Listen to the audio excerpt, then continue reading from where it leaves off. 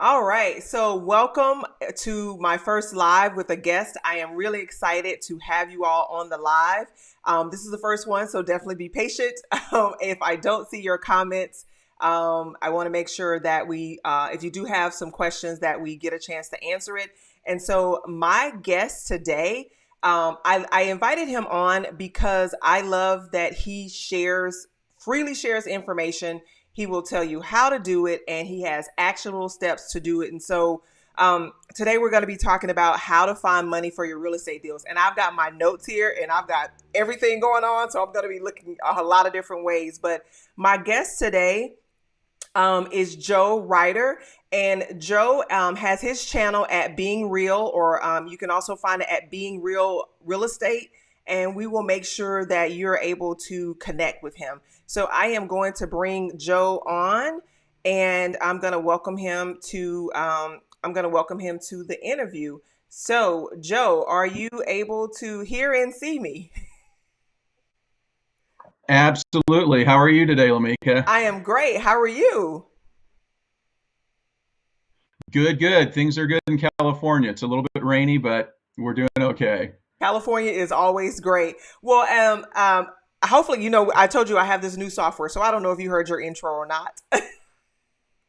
But I did. okay, perfect, perfect. So what you and I have talked, and the one thing about my channel is all about sharing the real about entrepreneurship, just as you're sharing the real about real estate. And today, what I'd like to do is just to be able to share some actionable steps for people on, how to find money for their real estate deals. Because I'm one of those people. I'm learning in this in this interview today as well. Okay, fantastic. What I can do is start out with,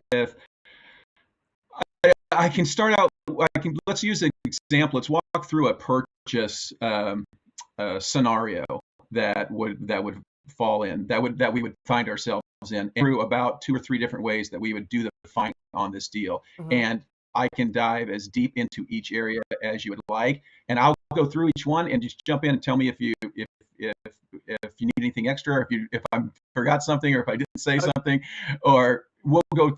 In other words, we'll touch on each one, maybe two or three, maybe four examples of financing a deal, just because we don't know the audience. I don't know the audience level, so I'm going to assume everything from the very, very basic. Mhm. So if your audience is a little more educated, tell them to just be patient, and we'll get to the more involved stuff as we go along. But we're going to start out with this proposed theoretical, hypothetical purchase of a property. And just so we know up front, these numbers may or may not be relevant to the area that you're in, whether you're listening to us from somewhere in New England, or if you're in Texas, if you're in California, it's or in the Dakotas.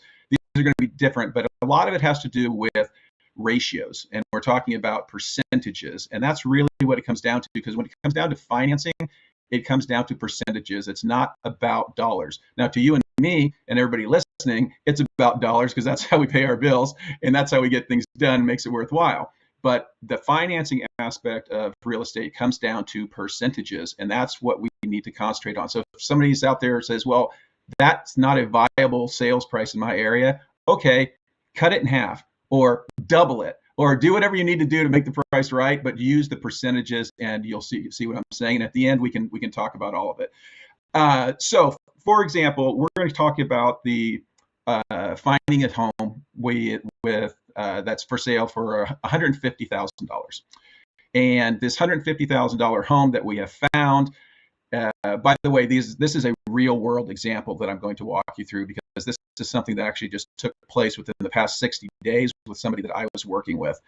It was not in California, but it was something that actually took place. So anyhow, the property is $150,000 is the asking price.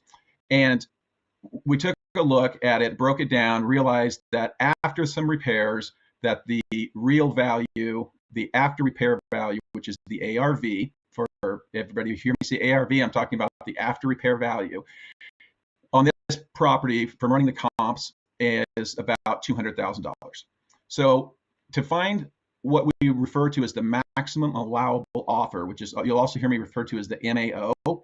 The MAO for a property is, we want to keep it at 70%. 70% of the ARV, which is the after repair value, minus the cost of the repairs. So just to go through, we'll walk through that a little bit slower. We have the property that we've just determined. There's a $150,000 asking price. The after repair value of this property is $200,000, and that's the real fair value. So we're not concentrating on that 150 asking price so much. What we're concentrating on is that $200,000 value minus the cost of repairs, which we estimated to be $20,000. And by the way, we were right, but sometimes you're right, sometimes you're wrong. So we have that after repair value of $200,000 minus the repairs of 20. We have now a figure of $180,000.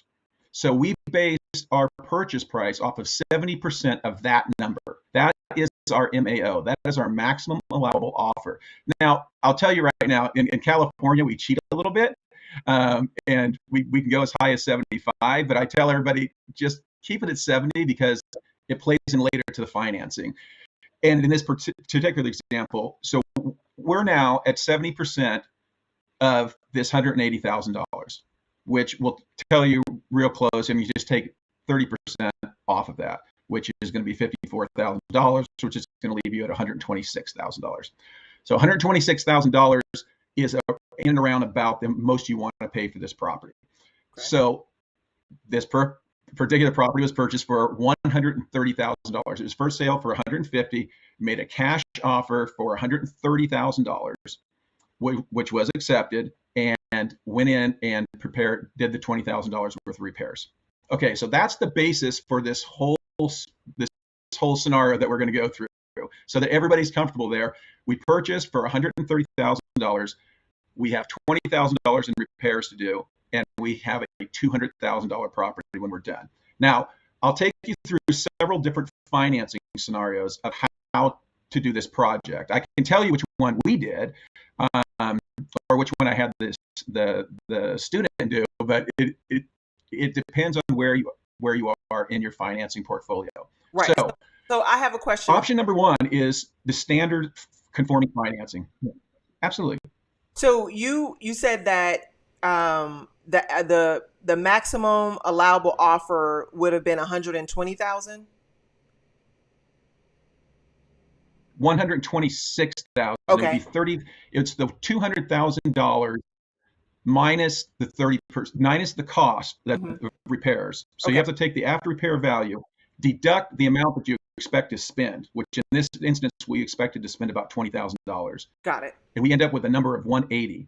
Okay. The 180,000. Now the maximum allowable offer is going to be 70% of that number. Now 70% of 180 is 126,000. So it's not the greatest example because I just went and told you we broke that rule right off the top by paying $100 for the property. Okay. But like I said, we were pretty close to the 126. So I was comfortable. Right. I was with, especially in that when the numbers are smaller, actually you get a little bit more of a break. You think you get a bigger break when you go bigger, but it's not. It's inverse. Okay. But yes, to answer your question, the MAO, the maximum allowable offer, was 126 on this property for 70%. We went to 72% at 130,000. That made the seller happy. Everybody was comfortable to do the financing on this property. Now, assuming there's 4 ways to do it, honestly, but we're going to really concentrate on 3. The 4 is if you have the $130,000 in your bank account and the $20,000 for the repairs, you go down and write a check. So that's kind of self-explanatory. You do that, you hire the contractors. We're not going to get into the minutia of how to fix up a home. Today we're talking about financing and how to finance the deals, because that seems to be where it trips everybody up. So option 1 is to pay for it, and we're just going to assume that that's not going to be an option for most people, because if you paid for it, you're into the property for $150,000. You sell it for $200,000, you're going to be out $10,000 in closing costs. You're going to make $40,000 approximately, which is the number we're going to use in all these examples. By the way, you'll see a consistent theme. The $200,000, you're going to make 40,000 after the 150 is spent. So if you did that with your own money, obviously you just made $40,000 by spending 150, which is, off the top of my head, it's about 26% return on your money, which is a great return on your money. So assuming that to not be the case, we're going to move on with options, because that one you can explain to yourselves. But options 2, 3, and 4 are, option 2 is a standard finance, what we call a standard conforming loan. And a standard conforming loan, assuming, in this example, we're going to assume that you have all of your credit in a row, and all of your income documentation is in a row, and everything is perfect in your world, which rarely is it. But assuming all things to be true, you go in, this is just like buying a normal home. You walk in, you deliver your paperwork, they pull your credit, you put your 20% down. Now you're going to get 80% of the purchase price. And this is an important distinction. You will be able to get 80% of the purchase price for this property from any standard lender. Purchase price, as we know, is $130,000. So we're going to be getting a loan for $104,000. So we now know then we'll need to come up with a $26,000, the remaining $26,000 out of pocket, and we're going to be out of pocket about $20,000 for these repairs. So to use that example, then everybody, we'll get back to these and we'll go through them one by one. Using the example of conforming loans, you're going to be spending $46,000 out of your own pocket to make $40,000 in profit. Remember, we're selling for $200,000 and minus the cost of sale, which is going to leave us that $190,000, which gives us a profit of $40,000. So you just spent $46,000 and got $40,000. That's almost 100% return on your money, which is far better than the 25% return that you just, if you used all of your own money. So, and this is where things get a little bit, start jumping around a little bit. So if I go through something too fast, Lamika, you jump in and you cut me off. I will. So we just went through an all cash deal where you wrote everything out of your pocket, and we saw a 25% return. It was about a 26% return. We just saw financing $46,000 out of your own pocket, and you made less money, but the return was bigger. You spent $40,000. I'm sorry, you spent $46,000, and you made $40,000 in profit. That's almost a 100% return on your money. So it's less money, but is it a bigger return? Which takes us to option number 3, and this is where you come in with a hard money loan, and you bring in a hard money loan. A hard money loan differentiates because what we have is, remember we were talking about the purchase price before.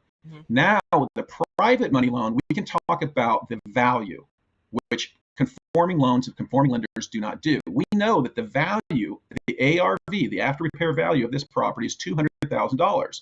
So we can use that value when determining what the loan amount will be from our hard money lender. And we will get less of a percentage, which will be 70%, but we'll be getting 70% of the value and not 80% of the purchase price. So 70% of the value happens to come out to a much larger loan than 80% of the purchase price. Okay. Now, 70% then of the after repair value is going to equal $140,000. So we're going to be able to secure a $140,000 loan on this property, which completely covers the purchase price of $130,000, and it gives you your first $10,000 towards the rehab. Now, that being said, if you do this, the remaining $10,000 that has to be spent on the rehab is going to be used first. In other words, your $10,000 is going to be used first, and the lender's funds are held in a construction account, and they're done on a draw system. And once your money is spent, then you can spend the lenders. And once the job is complete, they pay it out, and they pay the contractors. Now you're still into this property for $150,000, but now you are out $10,000. You just spent $10,000 out of your own pocket. We still have that $40,000 that we're making in profit. Less this private money, this hard money, is going to cost us more. So that hard money is going to cost us about $5,000 on average. And everybody's probably wincing a little bit, saying, "Oh, ouch, that hurts." Yeah, it does hurt. But it comes down to, you just spent $10,000 to make $30,000. Because now remember, we took that $40,000, we're minusing the private money cost off it, which is 5,000. So you just spent 10 to make 35. So walking back through our three examples that we've used so far, we've used all cash and made 26% return using all of our own money. We've used regular old mortgage, go down to the banks and show them all your stuff. If you qualify, your credit's perfect and so forth.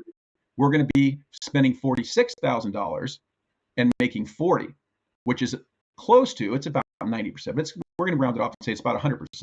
So we went from 26% to 100% to now we've spent $10,000 and we just made 35. Now we made 350%. We just made 350% on our money. So you can see where the dollars are going down, but the return is going up. And for everybody that's out there listening, the return is what's so important. It's why it makes these deals doable, because money, deals will attract the money.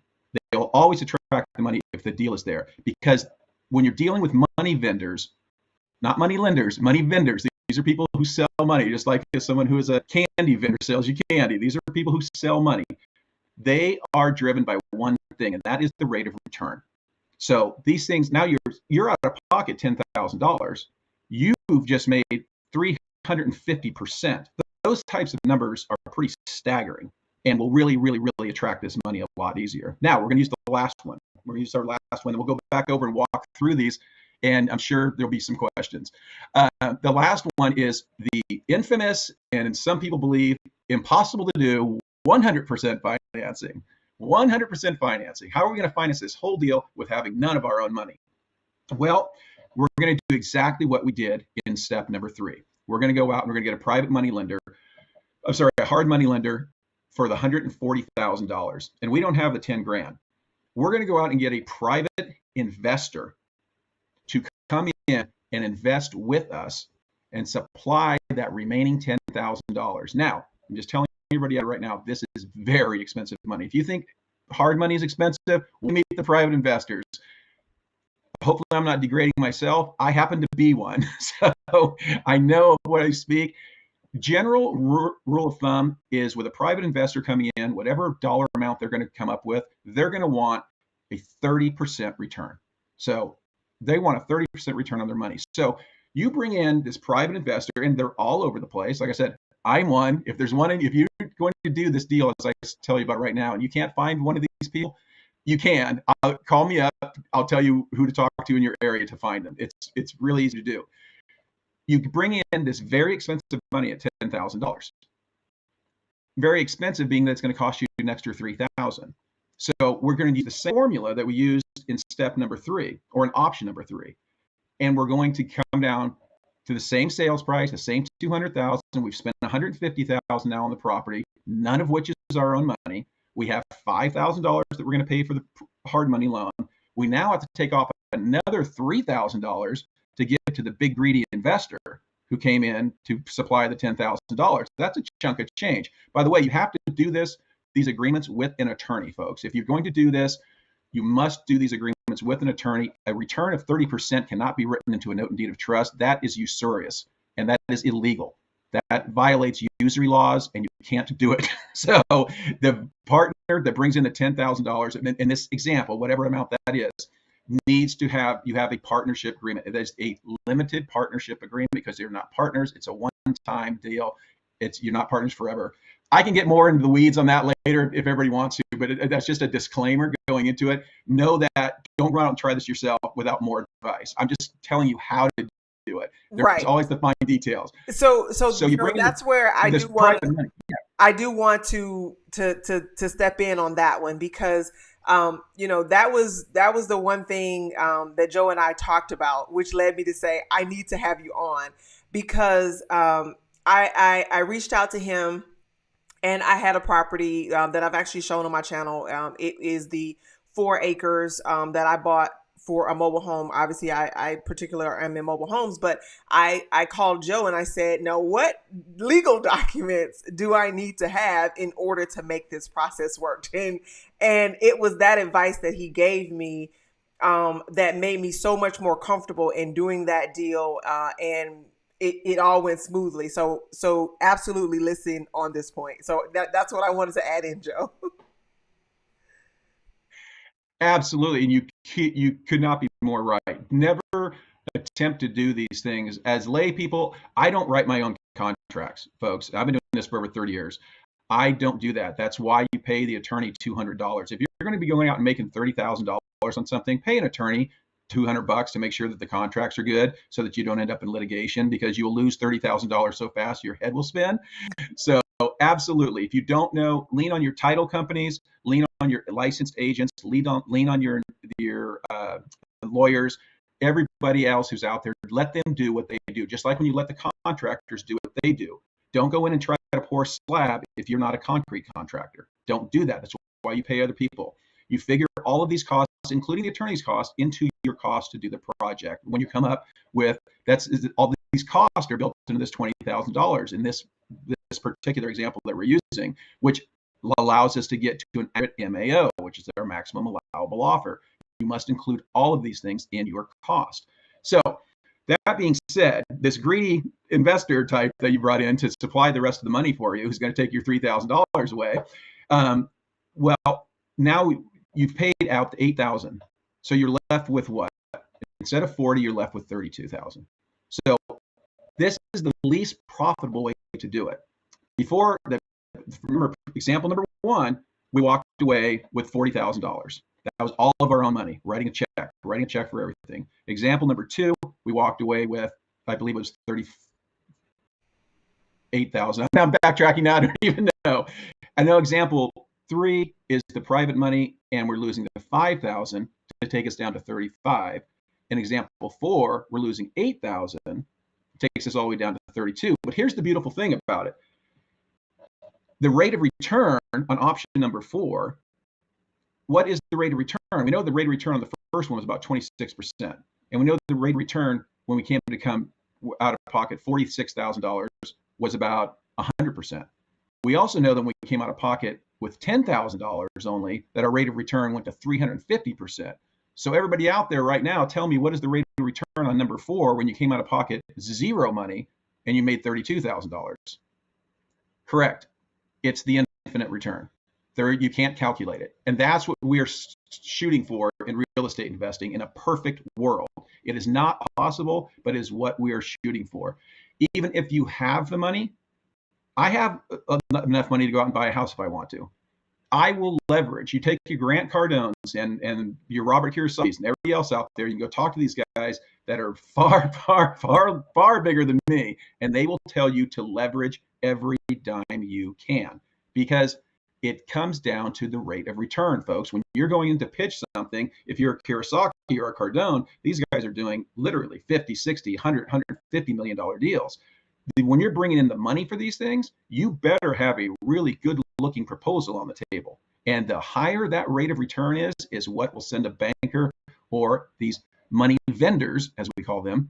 And that's what most people you will deal with are. They're money vendors. They're people who arrange for you to buy money from them, or arrange people for you to buy money from them as the broker. These money vendors want to see this rate of return, because at the end of the day, you are using this project security and collateral for these loans.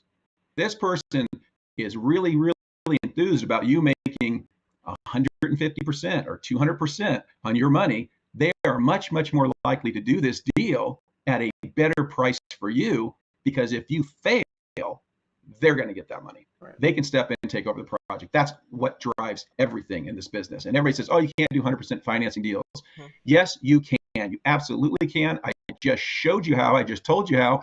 And the most important thing is the deal. As long as the deal pencils out, and folks, there are deals all over the place. I mean, Lamika does them. She goes out and finds them. These things fit in the category that I just told you about. They fit in that formula that I told you about, this 70% rule. They're not that hard to find. It's just knowing how to apply your finances and to get the lending in order, so that when you go in, you can make the best deal possible. And knowing what your own financial position is. Some people want to go ahead and get, I like the word greedy, by the way. You'll hear me say it a lot. You want to get greedy and use your own money? Great. You don't want to spend that $3,000? Then put your own 10 grand into the property and keep $3,000 in your pocket. Now you just made 30% on your money. I don't have a problem with that at all. I do have a problem if you want to go out there and, well, there's somebody out there on the internet who's anti-debt as he can get. I'm not going to use his name, but just, if you want to do everything in cash, it's fine. I just showed you how to do it in cash and make a very, very nice return. But you're talking about something that's literally an infinite return versus a good return. So Right.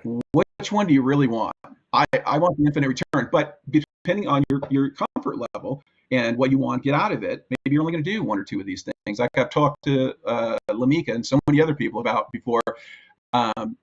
Real estate investing is not everybody's passion. It is mine, but it's not everybody's passion. It's something that we want to teach people how to do because it is the quickest way to get to where you want to be, to finance your passion, whether that's opening up a sports camp or whether that's canoeing on the Colorado River or whether it's, backpacking in the Alps or whatever it may be. It doesn't matter.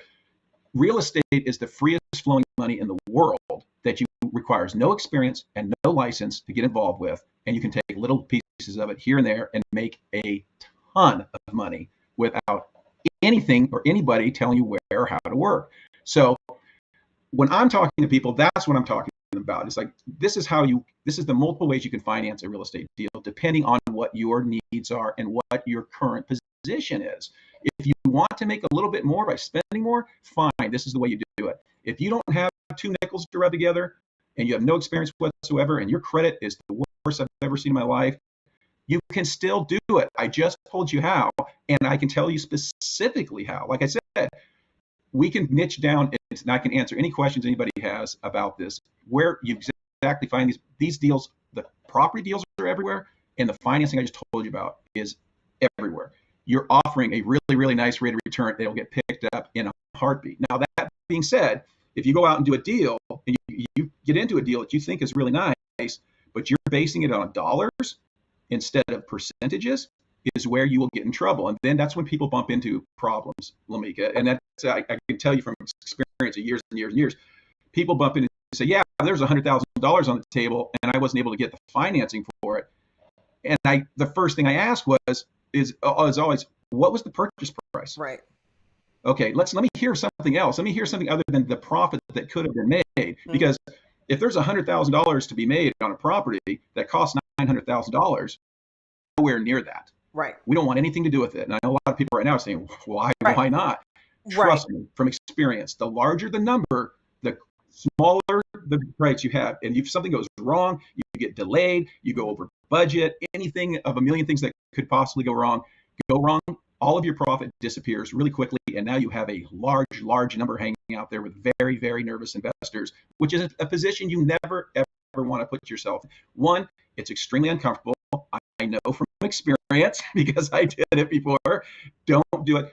And number two, most importantly, is because you don't have to.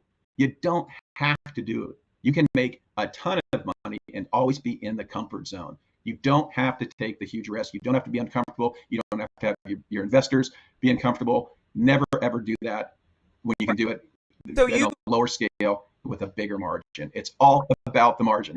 Right. So, okay. So it is all about the margin, but I want to take a step back for those people that are saying, like, where am I going to find the people with this money? Where am I going to find a hard money lender? Some people may have never heard of a hard money lender. I've used a hard money lender, but, I was working with people that knew of it and they taught me about it. So how does one, go about finding a hard money lender or finding someone like you when they, that may not be the world they're connected to? Because obviously we're talking about how to find the money. And we know that the money will come with a good deal, but some people are like, okay, but who do I go to find that? That's absolutely, Megan. Let's talk about those one at a time. Let's take them because sometimes they're the same animals, sometimes they are not. Mm-hmm. So let's take one at a time. That is the private money lenders. Private money lenders they're a dime a dozen. You can find them if you go into your nearest mortgage broker and telling them that pick up the phone. Look how old I am. Go on the internet. Nobody picks up the phone anymore. And call your nearest mortgage broker. Now, in different states, they're referred to as different things. Your nearest money, the person who's selling money in your area. They're mostly called mortgage brokers. And these are the people you go through. A1 Home loans. The people who are not at the bank, but you see the words home and loan in their title. Okay. These are people that are going to be able to tell you if they don't do private money lending, they know who does, and they will refer you over to them. Whatever town you're in, I don't care if it's a tiny town somewhere in Wisconsin, through these brokerages. You have to, and because the paperwork all has to be done. You take your mom and pop shops that are private money investors, because a lot of private money that you'll find is going to be is going to be involved with large companies or REITs, which are real estate investment trusts, and other large investors like that, and they work through the brokerage. You can't go directly to them. They don't want 10,000 people coming to them. They want one person coming to them with 10,000 applications that has already gone through them. So they're the intermediary, and that's who you need to find private money. The hard money lenders, they're out there, and trust me, they're just like real estate agents. It would be the same thing as ask me, well, how do I find a real estate agent? Go to a real estate company, pick up the phone and call a real estate company. There's real estate agents there. You go to your home loan companies, there's private money lenders there. And if they don't have a private money lending department, they will refer you to someone who does, because they get paid when they refer you over, just like real estate agents that may not do commercial, but they do residential.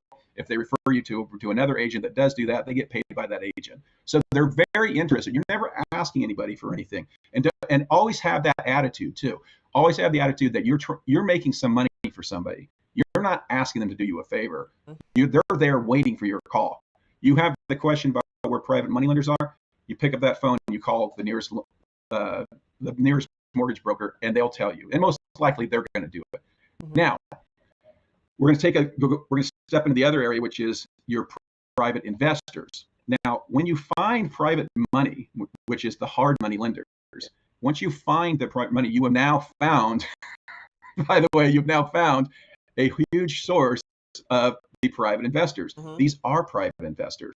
They're mom and pop shops, but you don't know who they are yet. So what you do, the easiest way to find these people, believe it or not, is, and everything's done online now, is you go down and you look into your county records. And by the way, okay, we're not going to dig that deep into it, but I have a bunch of different ways to do this. So tell me how far you want me to go into this, and I can tell you as deep as you want to go. But for example, today we're just going to say, use the county records where you're at. When a transaction is recorded, mm-hmm. and there's financing involved, this transaction is recorded at your local county. You can go through, and you can do it. Most places you can do it on your computer at home now. And all you have to do is put the filter on there and look for individuals. And what you're really looking for are trust and LLCs, because no bank finishes their name with trust or LLC. Okay. You're looking for trust and LLCs. When you find Mary and John Smith LLC, that's a gem right there. You just found your private money. That's a gem. That right there, that what you just said is a gem. I never would have thought to do that. So you're saying which you can look online in most states. So you're saying go to the county records, mm-hmm. and you're looking through for trusts and LLCs of people that may have purchased a lot of homes, or you see their names more than once. Yes, what you want to see is exactly right. You want to see their name more than once, and you want to see it pop up under. Now, in different states, they're called different things. In California, they're deeds of trust. Most places, they're called mortgages. So you want a grant deed or a warranty deed is what transfers the title. A mortgage / deed of trust is what insures the note. This is the money you borrow from the lender.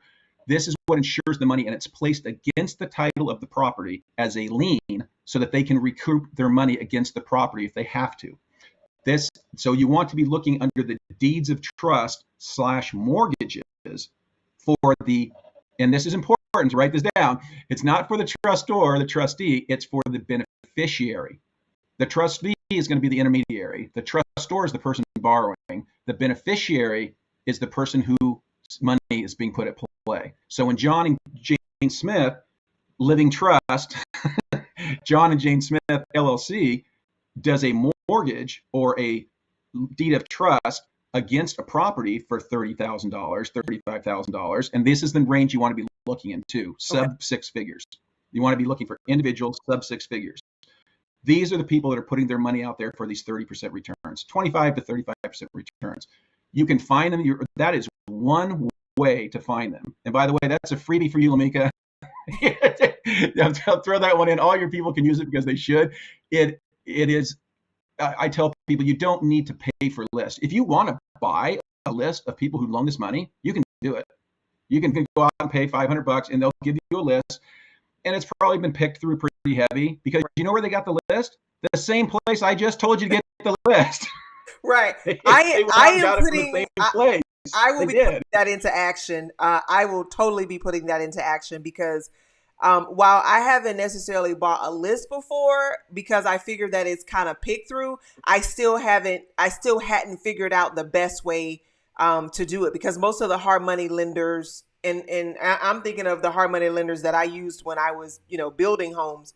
And I came across those because of the people that I was connected to, but finding them on my own has, definitely been a challenge. So this is definitely a method that I will be following up with you on to use. I think that alone is that's a major gem right there. Oh, this is what when we talked previously. And by the way, I never touched on it earlier that anybody watching live or anybody that's watching on the recording afterwards when it's posted on Lamika's site, I never did thank Lamika for having me on today. It really is a big honor to work with somebody like her. I've watched what she's done. I like the way she does it, and that's why I'm on here today. We have a like mind when it comes to these types of things. We want people to actually understand what it is that we're trying to convey to you. We're not telling you to go out and make $1 million in real estate. Good luck. Go out and make $1 million in real estate. Have a question because I will answer it. And that's what I want to make sure. And so giving that type of information away, actually, it makes me happy because it's going to help somebody, whether it's you or somebody that's one of your audience members. People can take action on this immediately. And by the way, that's one way. That's one way to find these people. There are literally dozens of ways to do it. And it's so unnecessary to spend money because once you only need to find 2 or 3 of these people, and that's all you're going to use in your lifetime, unless you get really, really, really big. In which case, in that point, we'll probably be doing a REIT together, or that's something else. And I partner with people and do stuff all the time once they get their feet a little bit wet. But when people are starting out, I always encourage them not to spend any money that they don't have to. And say, well, I don't know where to find money. Yes, you do. There's a thing called the internet, and that's where the money is. And I'll tell you, I've just explained the first part of this, folks. It's all about those ratios. It's all about the ratios. You find these deals, and the deals are there. Lamika's doing them now. I'm doing them now. There are thousands of people doing wholesaling and flipping and everything else in the United States. Where do you think they're finding these properties? They're out there already. They're out there. Now, I can teach you also dozens of ways to find properties, but it's the same deal. And I'm telling you, there's no reason for you not to know. There's no reason why you shouldn't benefit from it. But I want to make sure that the most important part of a real estate deal is the financing and how you do it, because that's what really makes or breaks the bottom line. And knowing and having the confidence to know that going into it, you do completely understand. Or if you're just starting out for the first time, you're not going to completely understand. Right. But you're going to have a much, much better feel than sitting out there going, geez, I just offered somebody $150,000 for a property and I've got $10 in the bank. You're not going to come through very convincingly when you're talking to me if you don't have that confidence of knowing where you're going to get that money from. It's not going to work. I'm telling you. Know the plan first. Have your financial plan. Absolutely. I have people like that all the time. They're like, Lamika, like, you just offered that. Like, where is this money going to come from? I'm like, I don't know, but the deal is good. So we'll figure it out. It's just like, let's go and get it. And it was, they're like, wait, do you have this money? And I'm like, no. But they're like, but you were so, I'm like, I'll figure it out. It's like you said, if it's a good deal, the money will come. And, my partners and my friends are like, you will just jump out there. And that's really what you have to do is you have to jump out there. A lot of times I don't have all the pieces to it. But obviously at this point, well, I guess even when I was starting, I wasn't afraid to jump out there and ask the questions. So, that's the one thing that I want to make sure that, people understand is that what Joe said, you've just got to be confident about it, regardless as to whether you have it in your pocket. Be confident about what it is, and if you've done your homework on the property and you know that property, you'll be able to find the money. And check out Joe at the real about at being real, because he is open to share information for it. So I just wanted to make sure I said that, Joe. 100%, absolutely. That, and you're absolutely right. People, if they're going to go out and do this, they should research. They should research the financing aspects first to know and to get comfortable knowing that they can put the deal together, which makes all the difference in the world when they're proposing the deal to a seller. That is the whole difference in the world, and it will make people be able to do deals that they can't do now. Because if you have doubts about what you're going to do, trust me, I can see it. I've sold a lot of properties over the years, and when someone's coming to me that's brand new, I can see them a mile away. But if I can tell that they've done their homework and that they know a little bit what they're talking about, I'm going to cut them more slack, because I would rather see them succeed, honestly, than someone who's already seasoned and has already had a lot of success. I want to see that person be able to step up and be able to do their first deal, because once you do your first deal and you get a taste for it, real estate may not become your passion, but it will fill that piece of your life that's going to help you get to true financial independence, and you can truly do it part-time. When you just go out and identify, go out right now, go today or tomorrow, and go look at those people on your county records that are doing things, and get their contact information. By the way, it's right there on the records.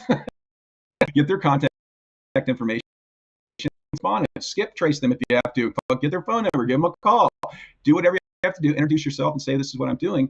Again, you're not asking them for anything. You have to get rid of that mindset. You are not asking them to do you a favor. These people need to place their money to make money. They need people to do deals for them because they don't want to do it. So you are doing them a favor, and they will react accordingly. They're not going to say, oh, don't call me, or I don't want to talk to you. Of course they want to talk to you. You're going to be a real estate investor, and you want to bring them deals that's going to make them a large chunk of money. Mm-hmm. They want to hear from you. Trust me. They want as many of these people as you can. Now, the people that are working with them already, they do not want you to call them because they want to keep those people in their back pocket as much as they can. I know I do the same thing. I have a whole group of investors, and I always cringe when they say, oh yeah, so-and-so, I just talked to so-and-so who I know is a competitor of mine, and we're going in on a deal on, 123 Main Street. I cringe thinking, oh, there's 100,000 I could use for something else. But there's so many of them. You'll never run short. And that the private money, the hard money lenders, are even more so, because those are bigger pockets. And those are people that are doing, like I said, a lot of those are institutional that work through the private money lenders. And they are going to be putting their money out and just using the brokers as a funnel. So they don't have 100 people coming to them. They'll do 100 deals through one person rather than 100 deals through 100 people. It just doesn't work that way. Right. So it's actually nicer to work with the smaller ones. And this is once you do your first deal or two, and by the way, keep this in mind, you're probably not going to go back and use the mom and pop lenders, because you just made 40 or 50 grand. So the next time around, you're probably going to write the 10 grand check yourself and keep that extra $3,000, or the $20,000 check and keep that extra $6,000. Those things add up pretty quick. In the overall scheme, it's not that much to pay. But to be honest with you, I leverage money as much as possible. I do not currently use private investors on deals because the money is too expensive. Mm-hmm. I want everything I can get, but they're out there, they're available. And if you're in my neck of the woods, obviously call me and I'll let you have them for free. So right. I'm telling you, they're there. You can find them all day long. And if you ever bump into something, ask me a question. You can schedule a call with me and I'll walk you through it and say, okay, if that didn't work, if you weren't able to find anybody using that method, number one, you probably didn't do it correctly, and that's okay. We can go through it again and make sure that you're doing it correctly. And if not, like I said, there's a dozen other ways to recruit the same people. Okay. The same people. And they're out there, and they want to hear from you. So Christine Rodriguez had a question. Thanks for this question, Christine. I'm manning this chat over here. I don't necessarily know what I'm doing all the way yet, but I'm manning the chat. And Christine had a question about, where did you find money when you made your first deal? So for somebody that, is still is just getting started and they're learning where so they want to know, where did you find the money when you made your first deal? Great question, Christine.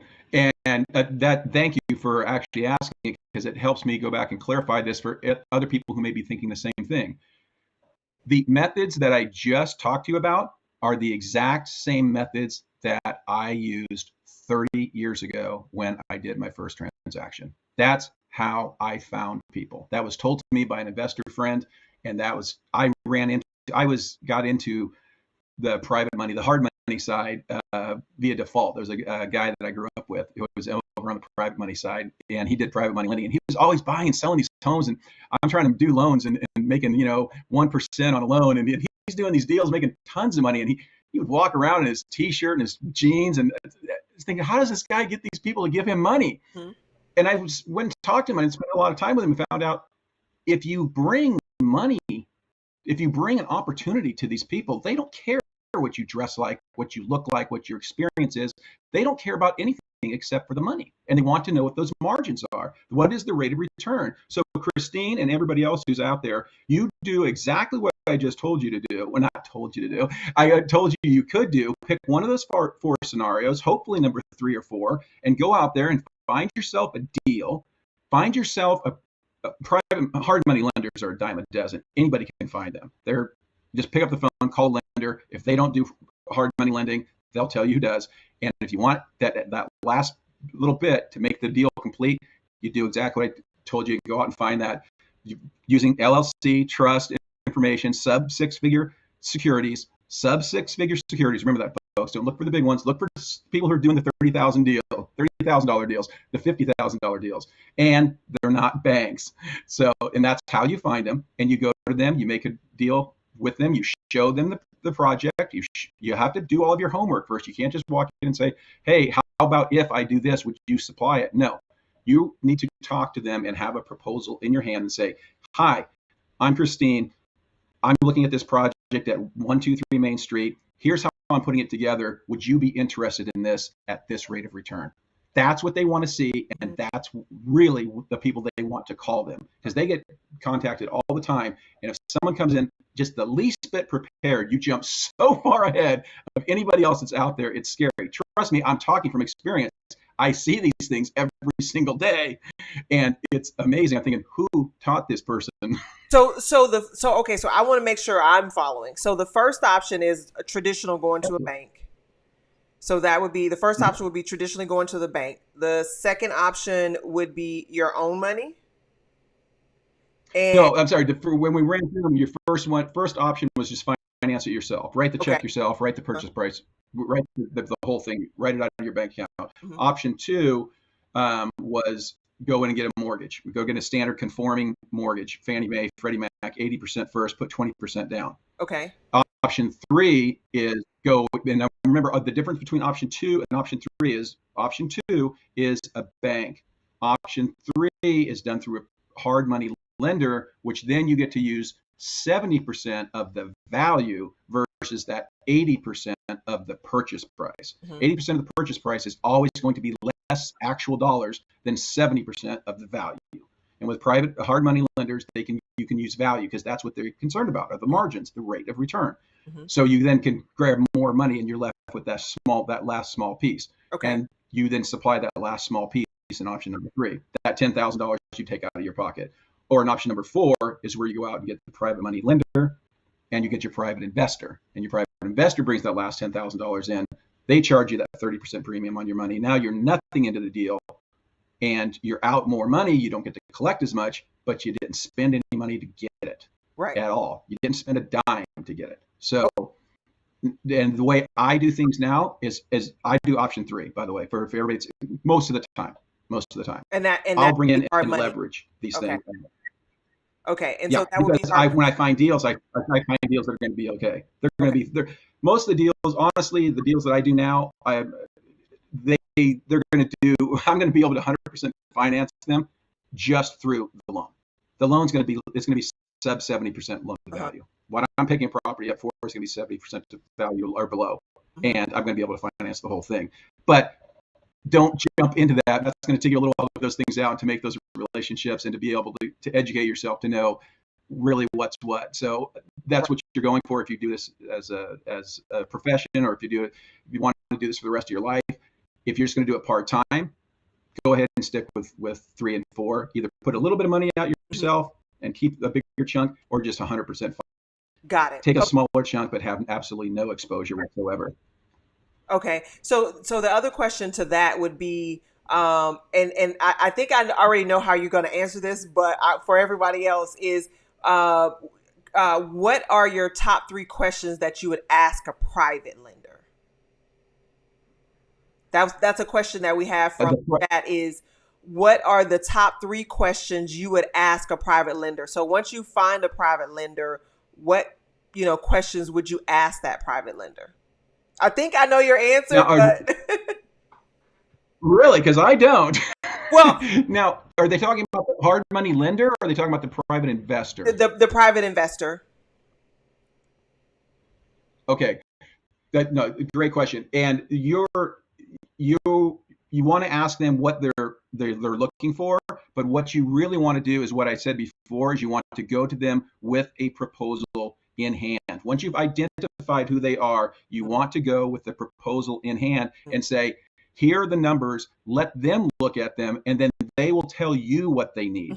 Now, I'm just giving you this guide to say it's 30%, because I can tell you across the board, I've done this in many different states, 30% is the national standard. If you want to bring somebody in, be 100% financed, and have them carry that second position, essentially what it is, they're carrying that remainder of the down payment for you, it's going to cost you 30%, not of the deal, but of the project. And by the way, folks, this is what you'll run into. I actually, whoever asked that question, fantastic question, because what will happen is there are some seasoned people out there, well, like me, who will, if you see something that's really, really a good deal, the first thing you're going to want to do is partner with the person on it. You're going to want to, you can say, hey, why don't I just handle all of this and take a bigger piece of the pie? So you have yourself a good deal when they come in, when they want to be paying more. They would say, oh, you don't need all that 70% from the hard money lender. Let me do 50% of the deal, and let them do 50% of the deal, and I'll just take a little bit extra. It makes no sense to you to do that. So the answer to your question is, what questions would I ask that private investor? None. What I'm going to do is hand them a proposal and let them go through it and ask me questions, right, and counter propose what I said, because I'm going to put a number in there that's going to be very palatable to them. They're going to respect the number and your knowledge more than their own greed will kick in. So you're probably going to get a yes off of the deal just by knowing what you're doing in the proposal, as you are of going back and forth and dickering on numbers. Going back and forth on numbers, it makes no sense in the grand scheme of things. Like I just explained to you, 30% is a huge return on their money. In this scenario that we used on this $200,000 sale, that is $3,000. So what is that in scale, folks? That's 1.5% of the entire deal. It's 1.5% of the entire deal. If you're going back and forth over their 30% versus 25% versus 35%, yes, there's something wrong, because the proposal wasn't done correctly. You want to give them the numbers. You want to say, here's the project. Here's what's going on. And don't be worried, by the way, don't be worried that someone's going to go out and steal your deal. I know a lot of people think that. Trust me, when you're dealing with these people, even me, I don't have time to go out and steal your deal. I've got enough deals going on. And with 2023 coming up, it's going to be insane. But you want to be able to go and have them spend as least amount possible time. That's the key, because it's the number one thing. Your number one asset and their most valuable asset is their time. If I've got to look at something and then I don't know, and I say, well, let me go out and drive it, and let me think about it. Let me do some of my own comp searches, because I don't really like these comps are too far away, or they weren't very good, or whatever. That deal is going to get rejected, more than likely, because I don't want to spend the time to figure it out myself. I want you to come to me with something as thorough as possible. And when you first do it, of course, you're not going to be able to be as thorough as possible. But with the right guidance, you can be. And there's some very basic things. You want to show them the value. You want to show them what the value is, why the value is what it is, and what the rate of return is. The rest is self-explanatory. So I hope that answered that person's question. And that is the exact answer that I thought you were going to give. So I'm happy to know that I was on point with what your answer was going to be, because I think it goes back to what you were saying, is be confident in your deal and understand the property that you're working with, because as long as you know your numbers, then the questions that that you're going to, or they may ask you, you already know that information. But I also think that the questions to ask a lender, for me, when I hear that, I think people are so used to getting courses that say, hey, here's what you've got to go ask this lender, and they're not telling them, you need to understand the deal. And you just said, here are the 3 things you need to know to understand a deal. So when you go to the lender, share that information and give them that. Now, is there a format that needs to happen? Is there a particular layout that needs to happen for you to share the information with the investor? Or are you just kind of talking it through, or is it some kind of written document, that kind of a thing? Great question, Lamika. And it varies from property to property and from private investor to private investor. But you won't know until you meet with them. So I always tell people, just do a basic layout. You want to do a basic black and white. It's like a business plan. You just simply put it in. This is the project cost. This is the repair value. This is the value after thing. Here's how it's, and you substantiate it. Here are the comps I use, addresses. Here are the sale dates. Here's the sale numbers. You blind them with enough information that they can read what they want from it, and you've opened up the conversation. And now they can ask questions or need additional information. But as far as exact format, no, because it's different. Everybody will want something different, a little bit different. Some people like to sit around and talk about it. Some people want to meet you at the property. They don't care what you send them. They say, okay, great. Well, if they're interested, they'll read what you send them, but they'll meet you at the property because they want to go out and look at it. Everybody has something different, but showing them that at least a little bit about what you're doing, right, and you've given them enough information for which to go forward on, is enough. So right, it can be a simple one page document that you can email to them. That's what you'll get from them a lot of times too, is just email it over. Tell me what you're looking at. You email that one page document, and again, you have the project laid out. This is the cost. This is what we see as the repairs that need to be done. These are the costs of the repairs. Here is our exit strategy. Here's the exit value. Here's our exit cost. Just like we laid out with this program we did today, when we were talking about the $150,000 asking price and a $200,000 exit strategy. We identified the $150,000 they were asking for. We identified why we were paying them $130,000. What the value was. I didn't talk about what the repairs were that needed to be done on that project. And you want to include those. Looks like it needs a new roof or whatever the situation is. And this is the estimated cost to do that because it's this many square feet. Be as specific as you can without boring them to death. And again, if it takes more than what can fit on an 8x10 piece of paper, you're giving too much information. Right. You're giving too much information. To in the door, to get money, you just need to show them that you know what you're doing and you're not flying by night. You're not just come up with this like I talked about before. Hey, there's $100,000 out there to be made. Yeah, but you're asking me for $900,000 to do it. You're concentrating on the number of return. They're concentrating on the rate of return because they know that buffer zone is where they made all their money in the first place. And that's where they're comfortable and that's where they want to stay. They don't care if it's $100,000 or $10,000, or in this example, $3,000.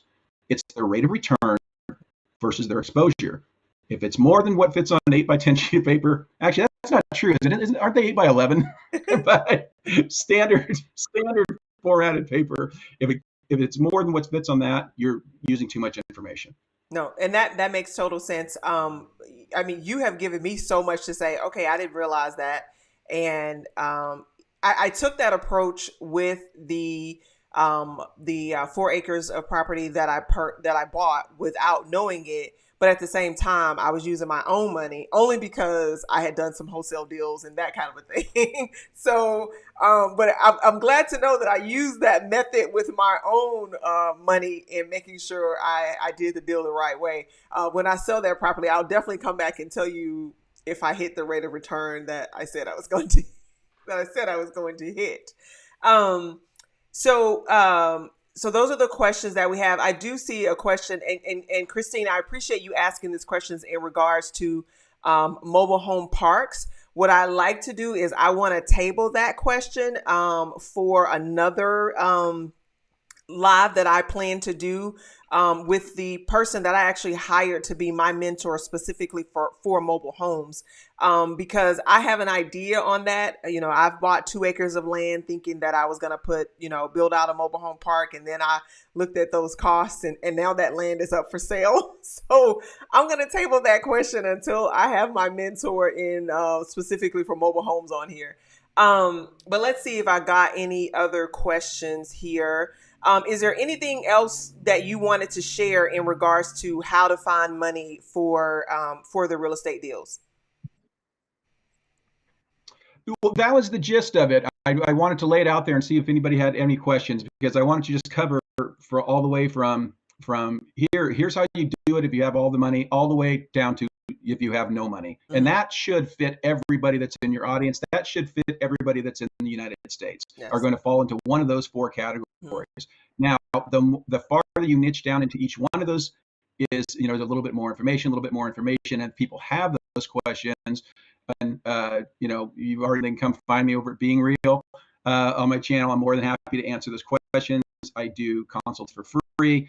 I want to make sure that people, when they do their first deal, they do it correctly. Because if you do your first deal correctly, you will have success forever. If you mess up your first deal, you'll never go do it again. And you'll be one of the many that sits back there and said, yeah, I tried it, but you know what, that didn't work, and never went back and tried it again. It's right. so very important to get that first deal under your belt and get that first check, and it's contagious. And right. Next thing, like I said before, now you can go on with doing what you want to do with your life. It's probably not real estate. It's probably not, but you're going to use real estate as that tool. Yes. So if anybody has a question, anything about real estate and financing, I'm always happy to answer it. Absolutely. That is awesome. And I want to Jessica, I want to say thank you.